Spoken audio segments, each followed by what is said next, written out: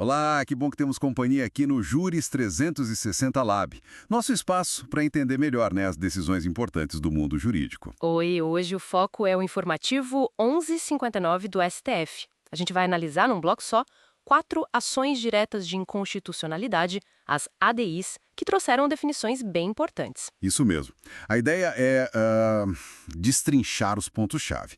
Vamos passar pela ADI 6.247, que trata da chefia do MP do Distrito Federal. Isso. Depois, a 7.733, sobre eleição de mesa diretora em Assembleia Legislativa. Também a 7.341, de Sergipe, envolvendo honorários de procuradores. E, por fim, com um pouco mais de detalhe, a ADI 6.849, sobre o começo do pagamento de aposentadoria lá no Paraná. Ótimo! Começando então pela ADI 6.247-DF. A discussão era a nomeação do Procurador-Geral do MP-DFT pelo Presidente da República, isso é constitucional? E o STF disse que sim, validou a norma, foi unânime. Certo. Então, o ponto central foi a natureza meio que federal do MPDFT, mesmo ele atuando ali no DF. É isso que diferencia dos MPs estaduais nesse ponto da nomeação. Exatamente. O MPDFT ele faz parte do Ministério Público da União, o MPU. Essa característica assim, única, ligada à organização própria do DF, ela justifica essa prerrogativa do presidente que está lá na Lei Complementar 75. Entendi. E o STF fez questão de dizer, olha, isso não significa subordinação ao executivo, tá? A autonomia do MP continua garantida pela Constituição. Perfeito. Mudando agora para o legislativo estadual, temos a ADI 7.733-DF. O assunto foi a eleição da mesa diretora lá na Assembleia do Rio Grande do Norte. O problema foi que a eleição aconteceu, muito antes do mandato começar. Isso, correto. O STF achou essa antecipação exagerada, inconstitucional. A definição foi que a eleição para o segundo biênio ela tem que acontecer mais perto do início do mandato. O ideal seria a partir de outubro do ano anterior. Sabe? E a razão para isso não é só formalidade, Tem a ver com princípios maiores. Sim, sim, viola o princípio republicano e o democrático. Uma eleição feita com tanta antecedência pode acabar não refletindo a composição política real da Assembleia na hora que a mesa for de fato assumir, Faz sentido? A contemporaneidade é que garante a representatividade. E foi importante também que o tribunal modulou os efeitos, ou seja, preservou os atos anteriores, mas anulou a eleição que já tinha sido feita para 2025-2026. Mandou fazer outra votação. Interessante essa modulação de efeitos, O STF ajustando o impacto para não gerar mais problema. Bom, vamos para Sergipe. ADI 7341, a briga aqui foi sobre honorários de sucumbência Isso. para os procuradores do Estado, definidos numa lei local de parcelamento de imposto. E a decisão, aqui por maioria, foi que essa norma estadual era inconstitucional. O artigo 8º da lei lá de Sergipe. O argumento principal é que definir critério para honorário é matéria de direito processual. E isso, segundo a Constituição, lá no artigo 22, inciso 1, é competência legislativa privativa da União.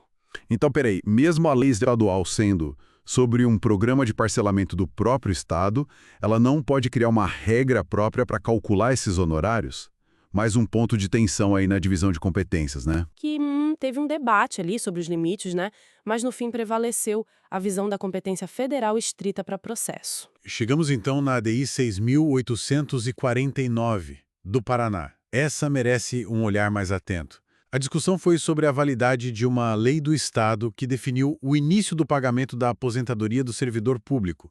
Seria no mês seguinte a publicação do ato que concede a aposentadoria. Isso, e o STF, de forma unânime, disse: a lei paranaense é constitucional. E até fixou uma tese. É constitucional lei estadual que fixe o mês subsequente ao da publicação do ato concessivo de aposentadoria como termo inicial para o pagamento do respectivo benefício do regime próprio de previdência. Certo. E a questão da competência como ficou? Como a STF viu a autonomia do Estado para legislar sobre o seu regime próprio, o RPPS, frente às normas gerais da União? Olha, o ponto-chave foi a competência concorrente para legislar sobre previdência social, que está lá no artigo 24, inciso 12 da Constituição. A União faz as normas gerais e os estados podem suplementar, complementar. Uhum. O STF viu que não existe uma norma geral federal que defina especificamente esse marco inicial para o pagamento do benefício no RPPS.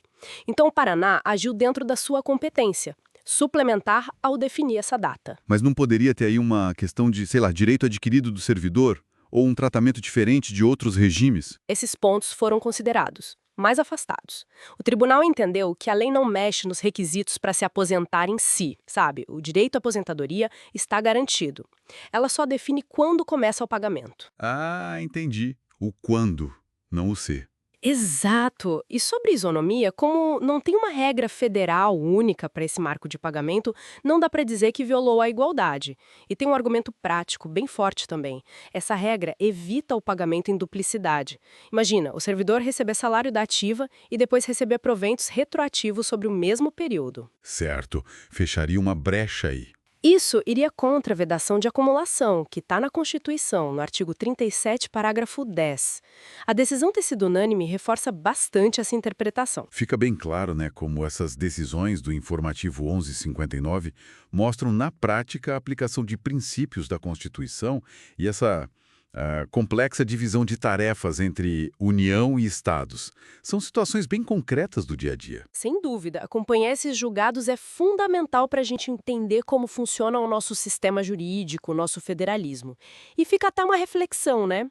Essa falta de norma geral federal em algumas áreas de competência concorrente, como nesse caso da aposentadoria paranaense, será que isso ajuda a criar soluções locais necessárias ou pode acabar gerando uma fragmentação muito grande de direitos pelo país? Excelente ponto para a gente continuar pensando. Bom, com isso, a gente fecha a nossa análise focada aqui no informativo STF 1159. Se este conteúdo ajudou de alguma forma, considere se inscrever no canal Juris 360 Lab e deixar aquele like para apoiar nosso trabalho. Agradecemos demais a atenção aqui no Juris 360 Lab.